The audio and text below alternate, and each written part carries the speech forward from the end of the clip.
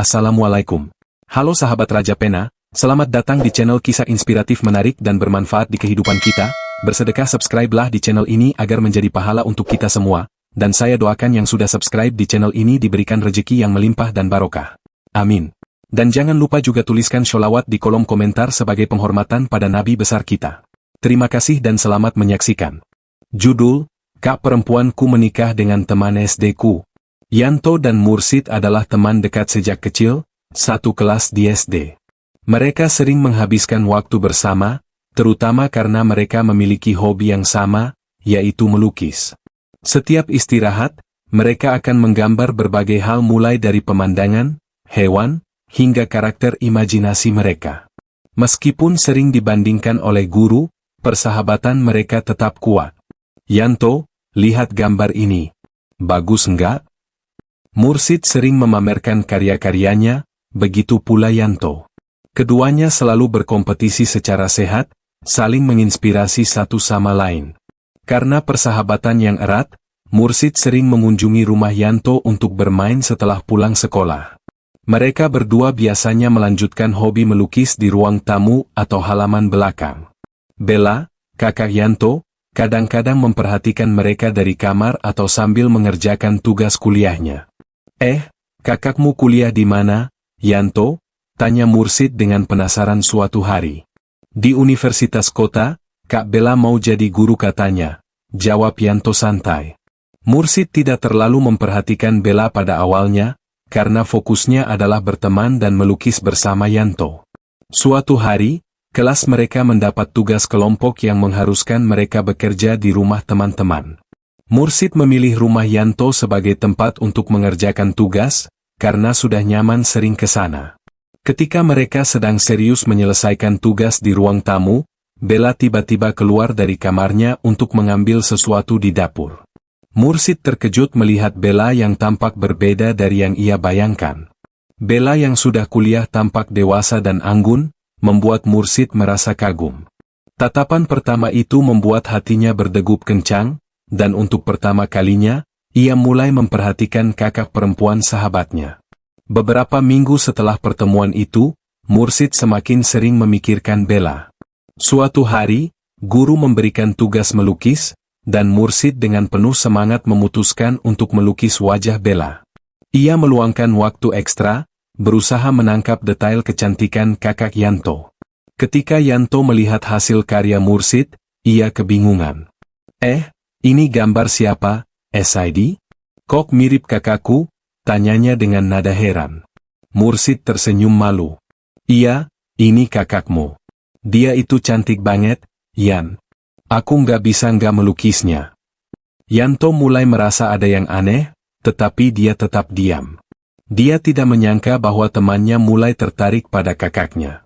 Mursid, yang semakin tertarik pada Bella, akhirnya memberanikan diri untuk meminta bantuan Yanto. Yan, aku mau minta tolong. Kamu bisa nggak bantu aku deket sama kakakmu? Aku beneran suka sama dia, kata Mursid dengan serius. Yanto merasa canggung mendengar permintaan temannya. Bagaimanapun, itu kakaknya sendiri.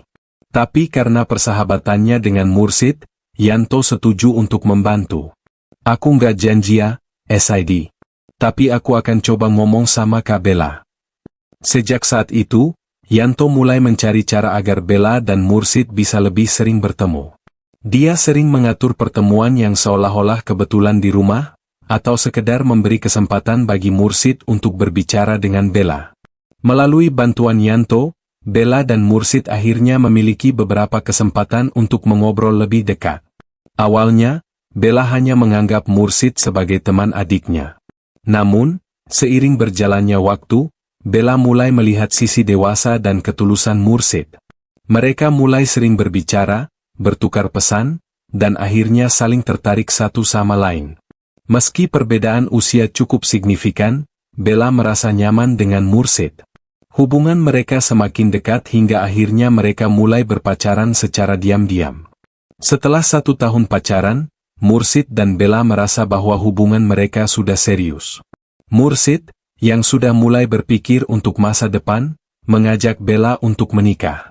Meskipun Bella masih kuliah, dan Mursid belum lulus sekolah, mereka berdua memutuskan untuk berhenti sekolah dan kuliah untuk segera menikah. Kenapa kita harus nunggu lama? Kalau kita yakin, kenapa nggak sekarang aja? Kata Mursid meyakinkan Bella. Bella, yang sudah jatuh cinta, setuju dengan ide tersebut. Meskipun ia tahu risikonya, cinta mereka tampak begitu kuat sehingga mereka yakin bisa mengatasi segalanya. Ketika kabar tentang keputusan mereka untuk menikah tersebar, keluarga dari kedua belah pihak langsung menolak keras. Orang tua Bella merasa bahwa putri mereka terlalu muda dan belum menyelesaikan kuliahnya. Sedangkan orang tua Mursid menginginkan anak mereka menyelesaikan sekolah terlebih dahulu. Namun, Mursid dan Bella bersikeras dengan keputusan mereka. Mereka yakin bahwa cinta mereka cukup kuat untuk mengatasi segala rintangan. Meski tanpa restu sepenuhnya dari keluarga, mereka tetap menikah dalam sebuah upacara sederhana.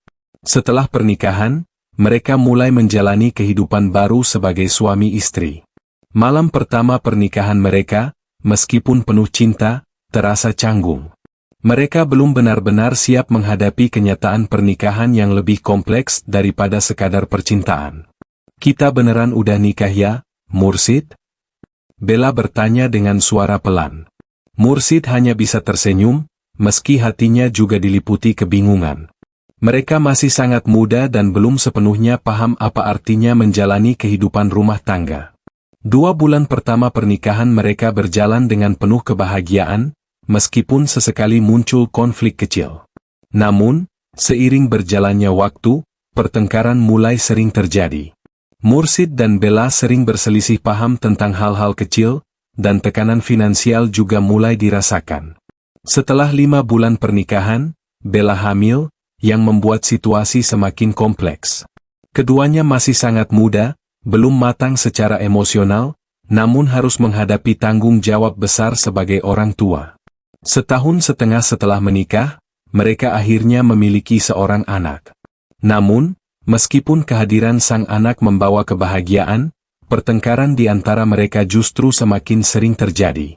Kehidupan rumah tangga mereka yang semula manis berubah menjadi penuh konflik. Mursid dan Bella semakin sering bertengkar, dan perbedaan cara pandang mereka semakin nyata. Meskipun mereka berusaha untuk bertahan demi anak mereka, akhirnya keputusan sulit harus diambil. Setelah banyak pertimbangan, mereka memutuskan untuk bercerai. Hubungan yang dulu dipenuhi cinta kini berakhir dengan kesedihan dan kekecewaan. Setelah perceraian, Bella kembali ke rumah orang tuanya dengan membawa anaknya. Orang tua Bella, meskipun kecewa dengan keputusan awal putrinya, tetap menerima Bella dan cucunya dengan penuh kasih sayang. Bella harus memulai hidup baru sebagai ibu tunggal, dan merangkai kembali masa depannya yang sempat terpecah. The ending. Kisah cinta antara Mursid dan Bella yang dimulai dengan indah berakhir dengan kesedihan. Meskipun cinta mereka besar, ternyata hal itu tidak cukup untuk menghadapi realitas kehidupan pernikahan yang penuh tantangan. Pada akhirnya, mereka berpisah dan menjalani kehidupan masing-masing. Pesan moral: cinta saja tidak cukup untuk membangun pernikahan yang kokoh. Butuh kedewasaan, kesiapan emosional, dan dukungan keluarga untuk menjaga hubungan agar tetap kuat.